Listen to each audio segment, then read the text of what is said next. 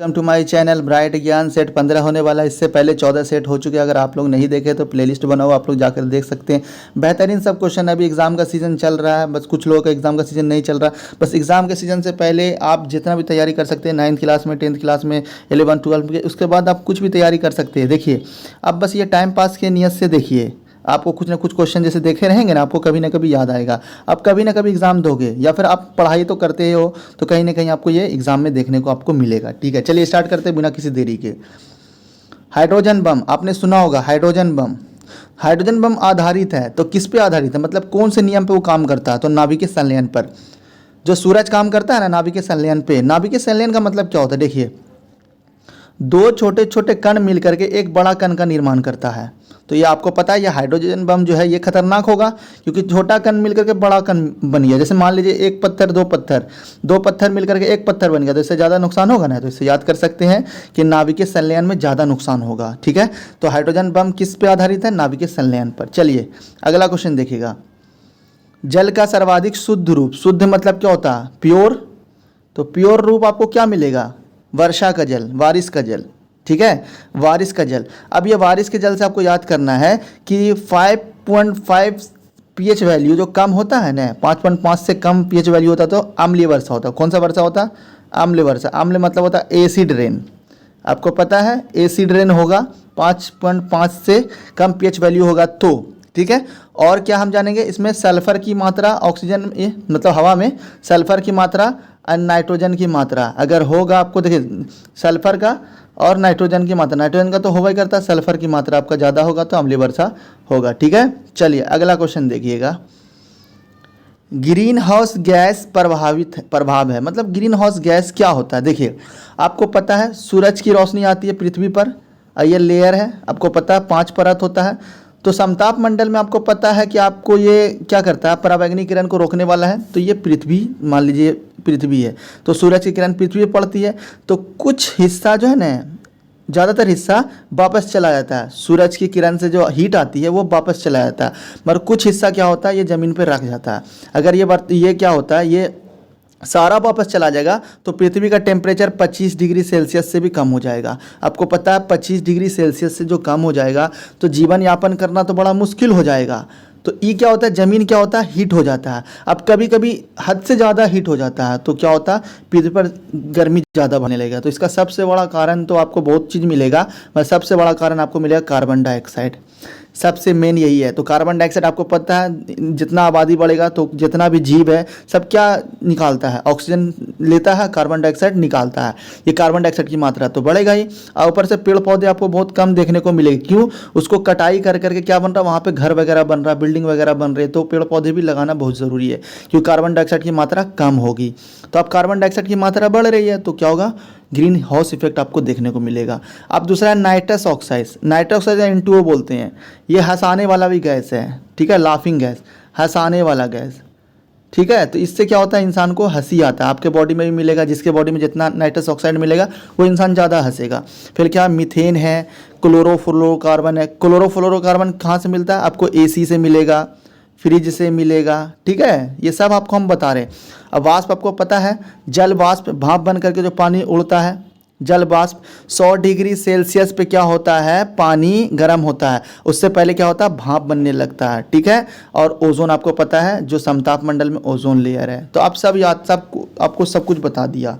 आप देखिएगा आराम आराम से, आपको सारा चीज़ याद हो जाएगा। ठीक है, बोलेगा हंसाने वाली गैस है तो बोलना आप नाइट्रस ऑक्साइड। इससे क्या करता है? डॉक्टर बेहोश भी करने में काम आता है। मीथेन आपको पता है, मीथेन को दलदल गैस कहते हैं। मीथेन का फॉर्मूला है CH4। ठीक है, आप सुनते रहिए, आपको याद आ जाएगा। ठीक है, और क्लोरोफ्लोरोकार्बन कहाँ से निकलता है? AC से, फ्रिज से। वाष्प आपको पता है, जल वाष्प 100 डिग्री सेल्सियस पे पानी गर्म होता है, और उससे पहले क्या करना? भाप बनना स्टार्ट होता है। ओजोन का फॉर्मूला पता है, O3 होता है। और कहाँ में है ये? समताप मंडल में, समताप में।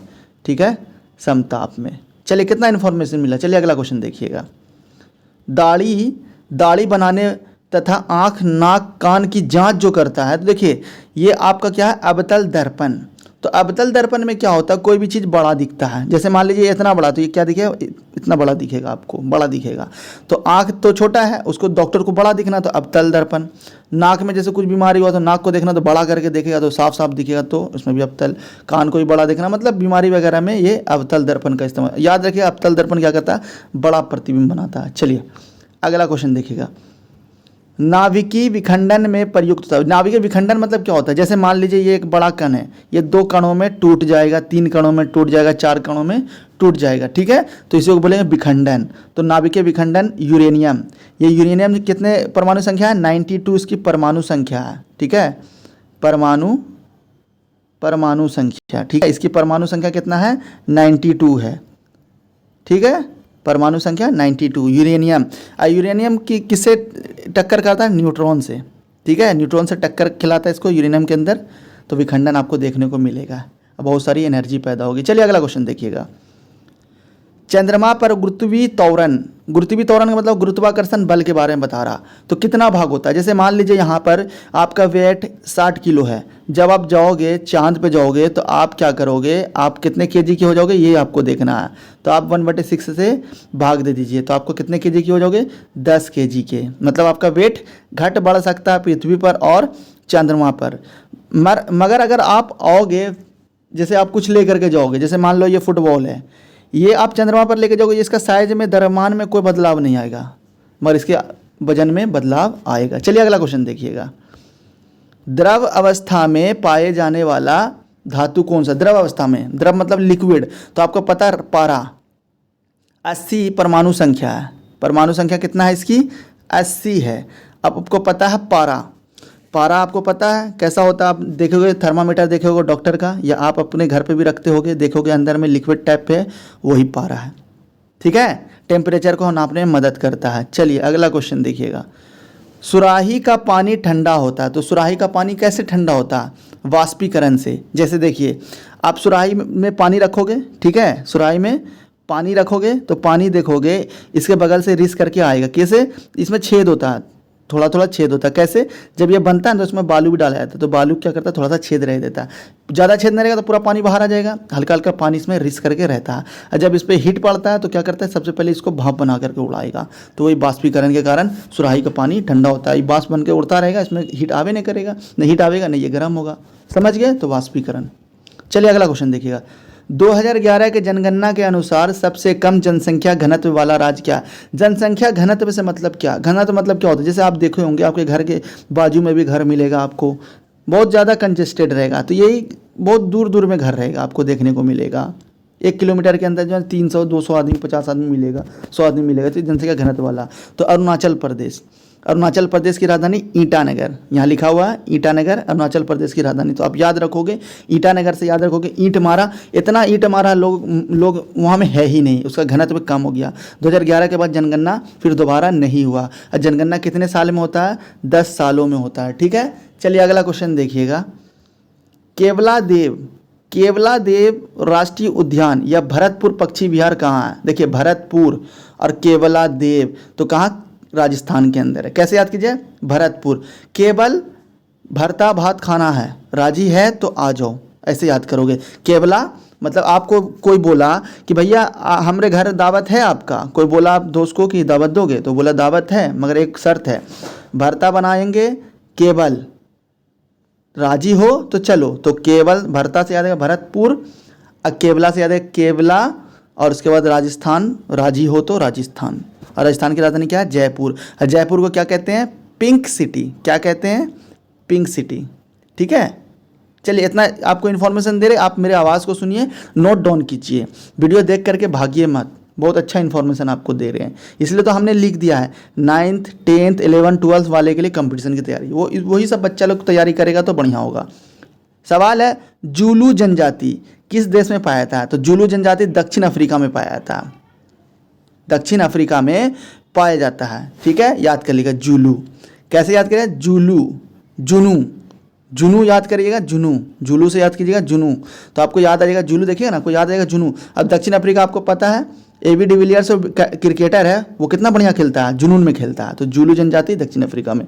चलिए अगला क्वेश्चन देखिएगा, शक संवत किस माह में शुरू होता है। शक संवत महीना है कौन सा, चैत्र, हिंदू का महीना होता है चैत्र। हिंदी। चलिए अगला क्वेश्चन देखिएगा। राजस्थान की फड़ किस प्रकार की कला है? कौन फड़? तो लोक कला। ठीक है, कौन सा कला? लोक कला। लोक कला का मतलब क्या होता है? जैसे मान लीजिए पीढ़ी दर पीढ़ी आपका कोई भी चीज़ चलता आ रहा तो उसको बोलेंगे हम लोक कला। जैसे बाप दादा करता था, कोई जाति हो जनजाति हो कोई सा भी करेगा तो वो चलता आ रहा पीढ़ी दर पीढ़ी, उसी को कहते हैं लोक कला। समझ गए? तो राजस्थान की फड़। चलिए अगला क्वेश्चन देखिएगा, समझ गए होंगे। अरानमूला नौका दौड़। अरानमूला को भूल जाइए, आप याद कीजिए नौका दौड़। नौका समझते हैं, नौ दौड़ने वाला, तो आपको केरल के अंदर बहुत फेमस आपको याद होगा केरल। चलिए आपको ये वाला याद हो गया होगा, अरानमूला नौका दौड़। नौका दौड़ खाली आप याद रखिए, एक ही जगह होता है केरल में। आप देखे होंगे फिल्म में, बागी फिल्म में आपको देखने को मिलेगा ये क्वेश्चन, ये चीज़ देखने को मिलेगा बागी फिल्म में, आप देख लीजिएगा उसमें दिखाएगा फिल्म में। ठीक है, चलिए अगला क्वेश्चन देखिएगा। UNDP United Nation Development Programme, United Nation Development Programme का मुख्यालय कहाँ? तो न्यूयॉर्क। आप कैसे याद करिएगा? यूनाइटेड नेशन डेवलपमेंट, डेवलप कहाँ होगा? जहाँ भी डेवलप होगा तो वहाँ क्या होगा? सब कुछ न्यू हो जाएगा। ठीक है, पूरा लिख देते हैं डेवलप। ठीक है, तो न्यू हो जाएगा, न्यूयॉर्क। याद हो गया आपको? चलिए अगला क्वेश्चन देखिएगा। शिव कुमार शर्मा कौन है? संतूर वादक। संतूर समझते हो ना? संतूर वादक, संतूर बजाने वाला शिव कुमार। चलिए ये उतना इंपॉर्टेंट नहीं, फिर भी याद कर लिए, शिव कुमार शर्मा संतूर वादक। कोई सा भी एग्जाम में आपको देखने को मिल जाएगा। चलिए अगला क्वेश्चन देखिए। भारत का सबसे बड़ा टाइगर रिजर्व कौन सा है? तो नागार्जुन श्रीशैलम, आंध्र प्रदेश। कैसे याद करो? टाइगर है ना, सबसे बड़ा टाइगर रिजर्व बोल रहा, तो नागार्जुन श्रीशैलम। आपने फिल्म देखा होगा पुष्पा, तो पुष्पा में बोलता है ना सैलम के जंगल, श्रीशैलम के जंगल से चंदन की लकड़ी, तो कहाँ में? आंध्र प्रदेश में। कहाँ है? आंध्र प्रदेश में। कैसे याद करोगे? टाइगर रिजर्व सबसे बड़ा कहाँ है? नागार्जुन। तो नागार्जुन आपसे नाग याद रहेगा, तो श्रीशैलम में क्या है? नागार्जुन टाइगर रिजर्व आंध्र प्रदेश में। समझे? याद हो गया होगा। टाइगर, सबसे बड़ा टाइगर रिजर्व कहाँ में? नागार्जुन श्रीशैलम, आंध्र प्रदेश। तो याद रहेगा, या फिर श्रीशैलम भी आपको याद रहेगा तो आपको पुष्पा याद रहेगा। पुष्पा क्या था? टाइगर था। कहाँ में? आंध्र प्रदेश में। वो अंधाधुन सबसे दुश्मनी मोल ले लेता था, ऐसे याद कर लीजिएगा, बस याद करना है। ठीक है, अब देखिए आपको याद रहेगा हमेशा। भारत की प्रथम सुपरफास्ट ट्रेन, भारत का पहला जो सुपरफास्ट ट्रेन बना था उसका नाम है डेक्कन क्वीन। डेक्कन क्वीन एकदम याद करने वाला, ये सब स्टैटिक जीके में आता है, याद कर लिए। डेक्कन क्वीन याद कीजिएगा, अगर भूल भी जाइएगा तो हिंदुस्तान में सबसे पहला सुपरफास्ट ट्रेन जो बना था उसका नाम था क्वीन। चलिए अगला क्वेश्चन देखिएगा।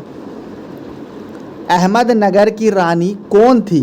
कौन सा जगह है? अहमदनगर की रानी कौन थी जिसने अकबर से युद्ध किया था? सोचिए, लेडीज होकर के अकबर से युद्ध किया था, तो नाम क्या था? चांद बीबी। तो जिसकी भी बीबी होगी चांद की तरह होगी, तब अकबर से दुश्मनी मोल लीस होगा। याद रखिएगा। तो अहमदनगर भी आपको याद रखना होगा, एग्जाम में कुछ भी पूछ सकता है कि अकबर और चांद बीबी के बीच जो लड़ाई हुआ था वो चांद बीबी कहाँ की रहने वाली? तो अहमदनगर की रहने वाली। ठीक है, चलिए अगला क्वेश्चन देखिएगा, ये आज का लास्ट क्वेश्चन है। और वीडियो में आपका बने रहने के लिए थैंक यू। ठीक है, पहले देख लीजिए इस क्वेश्चन को। चार मीनार किसने बनवाया? चार मीनार को किसने बनवाया? तो कुली कुतुब शाह नाम था। कहाँ का? हैदराबाद का निजाम था कुली कुतुब शाह। तो आपको चार मीनार का याद आएगा, चार मीनार है उसमें, और उसमें क्या करें, इतना बड़ा है कि आप सामान लेके गए तो आपको चलने के लिए जगह नहीं मिल रहा था, तो आपने वहाँ पे कुली घूम रहा था, तो आपको तो याद आएगा कुली कुतुब शाह। और कहाँ गए थे? चार मीनार कहाँ में? आपको पता होना चाहिए, चार मीनार हैदराबाद में है। और आपने अपने सामान को ढोने के लिए किसको बोला था? कुली को। तो कुली कुतुब शाह चार मीनार को बनवाया था, हैदराबाद का रहने वाला। ठीक है, चलिए आज के लिए इतना सा रहने दीजिए। ठीक है, नेक्स्ट वीडियो में मिलते हैं। Thank you, bye bye, thank you for watching.